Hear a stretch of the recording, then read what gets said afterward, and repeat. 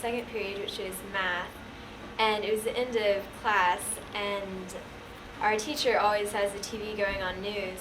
So towards the end of class, he was like, "Oh my gosh, you guys look at the TV." So I saw it at the end of second period, but I didn't really realize what was going on. I couldn't take everything that was happening all in.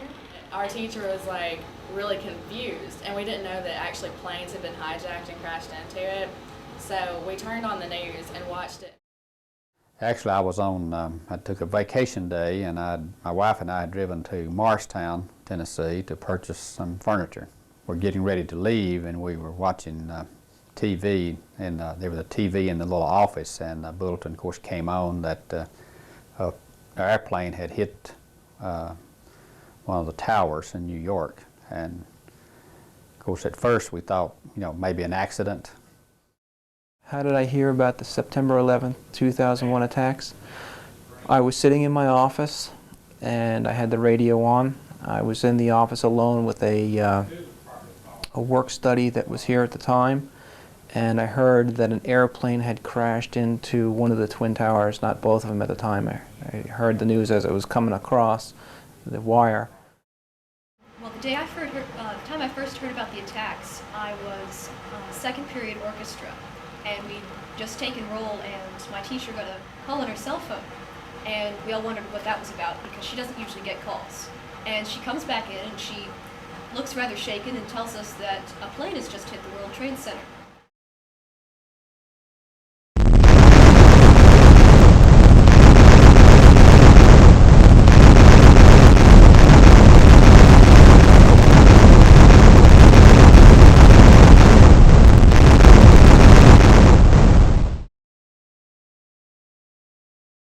How did the attacks on September 11th, 2001 make me feel? Well, at first I was surprised. I didn't believe it. And then after a while, after it sunk in, I was shocked that somebody would actually do this to the United States. Of course, I had the feelings of disbelief the whole time. And eventually I come to realize that it was in fact true.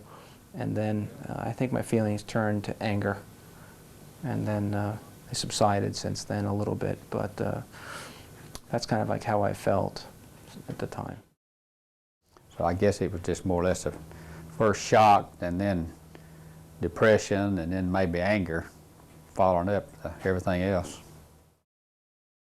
I think that it's really tragic. I mean, no one's ever going to forget what happened on September 11th, 2001, because it just struck us with such force and no one was expecting it. But I think that we should remember it always, and it shouldn't be a reason for us to go and hide, but to be stronger and rise up. And the rest of the world needs to see that as well.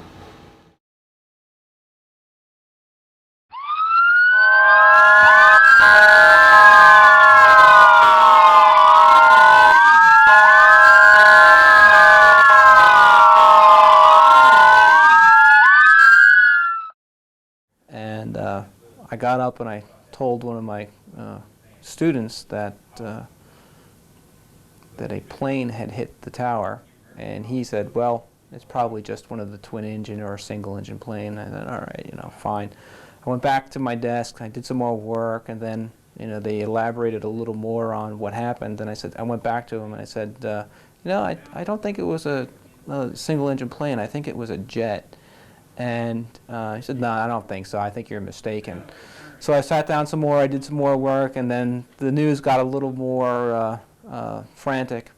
And then finally we did learn that a jet did indeed hit the Twin Towers. And we all thought that was a little odd. And so she gets all 60 of us or so up, and we go to the French teacher, Miss Bailey's room, just across the hall, who has a TV, and we turned on the television, and the second plane hit. And so that was a rather horrific introduction to the whole day. Well, at first you were shocked. You couldn't believe it at first, and then the more TV you watched, and then as we came home, of course we would listen to the radio, and you just became kind of overwhelmed with kind of depression just to think something like that would happen in this country. And then finally we did learn that a jet did indeed hit the Twin Towers. And I called him in the office. We both listened to the news together. And then he went back out and sat at the desk. And a few minutes later, another plane hit.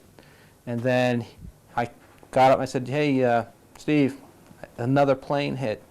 And he comes back in the office and he says to me, "Osama bin Laden." That's exactly what he said to me. I said, "Who's Osama bin Laden?" And then he explained to me who he was. And so I went on to my third period class, which was English, and one of my friends was like, "Oh my gosh, the Pentagon was hit," and her dad was working there, and I didn't, I was like, "Well, what about the World Trade Center? I thought that was hit," and so it was just really confusing, and we watched the news for a little while. The steel and granite beneath this veil came from ground zero.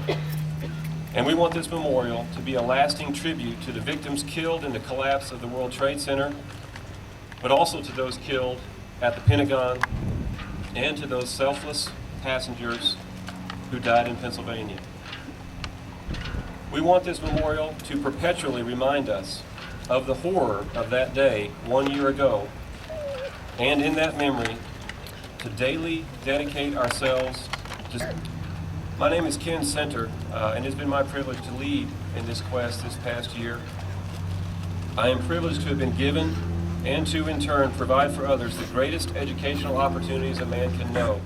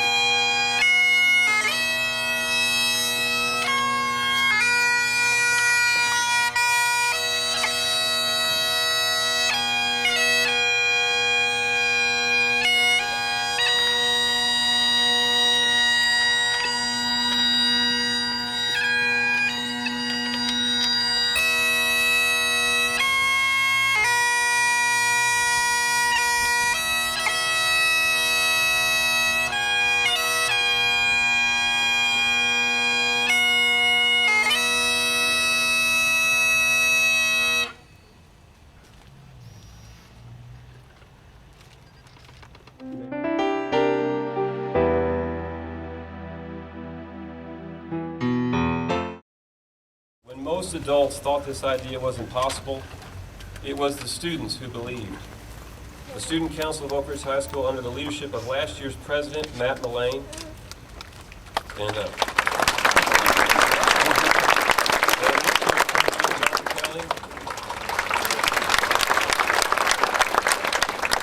They provided all of the funding for our original campaign to accomplish this task. But the ingenuity and resolve of these young Americans and that of their teachers who also came on board is a response to terrorism of which this community and this nation should be proud. The limited supply of steel we were able to secure has caused us to change our national campaign dramatically. I'd like to introduce again this year's Student Council President of Oak Ridge High School, John Kelly, to explain that new national campaign.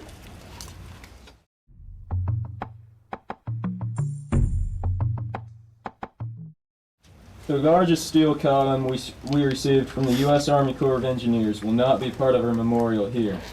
We have brought